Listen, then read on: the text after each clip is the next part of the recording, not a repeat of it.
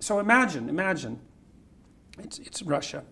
You're in a village. It's 30 years, something like that, after the serfs have been emancipated. There's a few agriculturalists who've managed to produce successful agricultural enterprises. And, maybe they have a couple of cows, they have some land, they're able to hire a few people, and they're raising almost all the food, right? And they're a minority in any village because the hyper-productive, successful are always a minority. So they're a minority in every village. All right, and there's people who are doing worse, and then there's a lot of people who aren't doing so well at all. And then the communist intellectuals show up and they tell the people who aren't doing so well, some of whom are just suffering because of life, but some of whom aren't doing well because they've never done anything productive with even a second of their life. And the communist intellectuals come in and say, those guys that are doing so much better than you? Yeah, they actually stole all of that from you.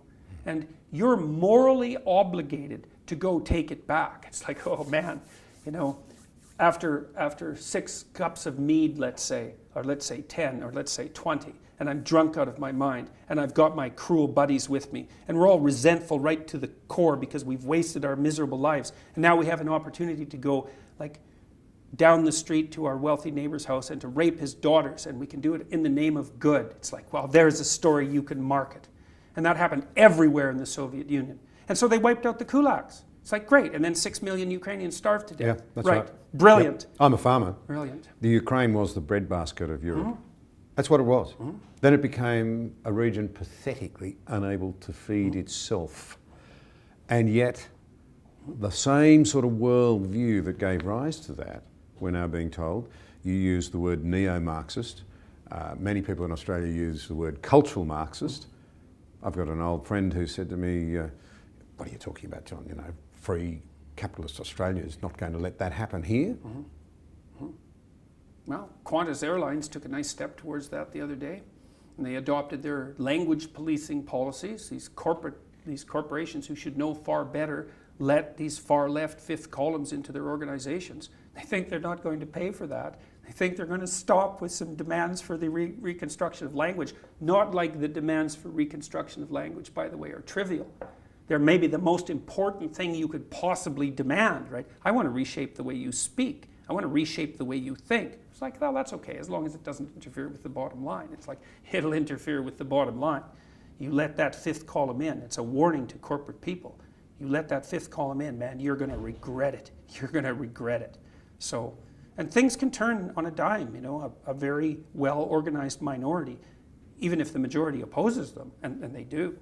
A very well-organized minority can have an unbelievably pernicious effect on an organization. Margaret Mead's made that point. Societies change direction when a small group of people decide to change its direction. That's the way history works. Well, that's what happened in the universities. Let's come back. This issue of the redefining of language. It seems to me that there are two things that people who want to reshape society in brutal ways do. The first is they start to silence good debate, either silence it or shut it down or whatever. Second thing they do is they redefine language so it's very hard to have a debate. So diversity, actually, there's no other way to put it. In this country, it's rapidly coming to mean a stifling conformity. You dare not deviate from the line. And you see it with a whole lot of other words that are bandied around, equality being one of them. Yep. Because it's confused. Equality of opportunity is confused with equality of outcome. Well, the initial wedge was equality of opportunity, and then that flew, and so, well, no, it's equality of outcome. That's equity. And that's, I cannot believe how rapidly that idea, which is the ultimate and terrible ideas, I can't believe how rapidly that spread and how little people criticize it. Well, that's because to uninformed analysis, it sounds good if you're feeling carelessly compassionate. Because you go back to the Ukrainian example, in destroying the leading edge farmers, you actually guaranteed misery for everyone. Oh, unbelievable. People were selling human body parts in the Ukraine for food. It was, if you were a mother and your children were starving and you went out into the fields after they were harvested and you picked up individual pieces of grain that the harvesters had left and you didn't turn them over to the state, that was a capital offense, right? That was, And the funny thing is that was in the glory days of the Russian Revolution, right? That wasn't in the like 1950s. That wasn't in the 1930s even. That was in the 1920s. That was right when this started. And I think it was Malcolm Muggeridge who was reporting on that for a UK newspaper whose name escapes me at the moment. He was pointing all of this out, you know, and no one paid attention to it. No one paid attention. Towards the end of his life, he warned that the West is in danger of eating itself out from within. And I wonder whether, in fact, he wasn't being very prescient. And you and I want to stop that happening for the sake of our young people, as much as anything else, for the sake of everyone. We went down that pathway already. Like, we don't need to do it again. We've tried it. And history should be like science in the sense that it ought to be objective. It ought to be told truthfully. It ought not to be used to secure some dominant group's preferred version of society. Well, this is also why, see, what I've been trying to do about this, because I thought this through a long time ago. I thought, well, I think the group identity game ends in blood. It doesn't matter who plays it. Left-wingers play it, blood. Right-wingers play it, blood. And lots of it, not just a little bit. You can't play the identity politics game. Well, so what do you do instead?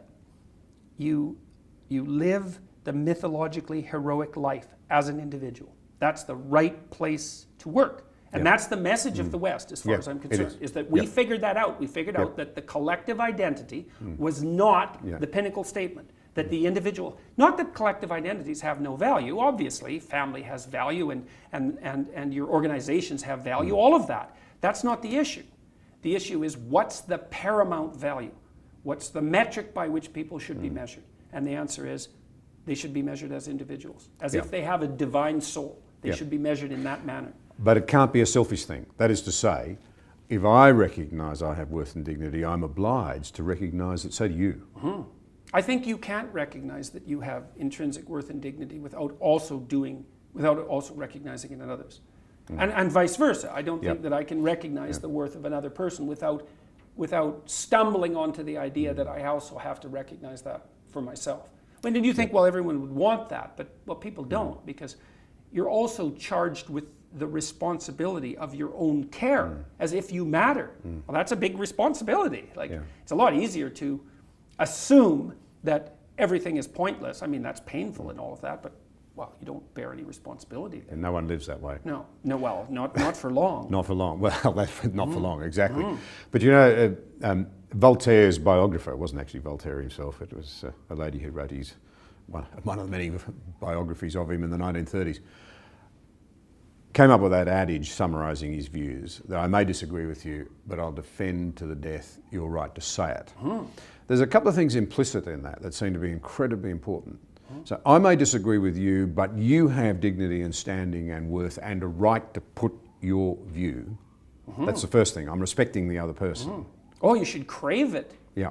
And the second thing it implies is that it's the idea on the table that's important for two reasons. One is we need to have a debate about that, not attack the person who put it there, show some respect for them. The second thing is it's only by honest debate that you find the best way forward. Well, that's the thing. That ties back to the discussion we had about the purpose of memory and the purpose of historical education. It's like, look, there's another rule in my book, which is Rule 9. Assume that the person that you're listening to knows something you don't.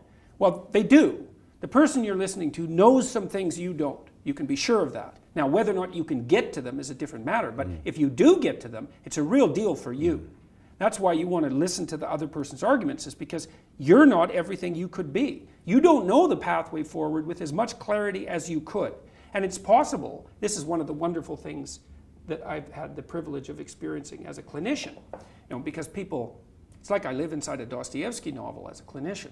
People come in and they tell me about their lives, and I listen to them, and they tell me things that are just absolutely beyond belief, And I learn from my clients constantly.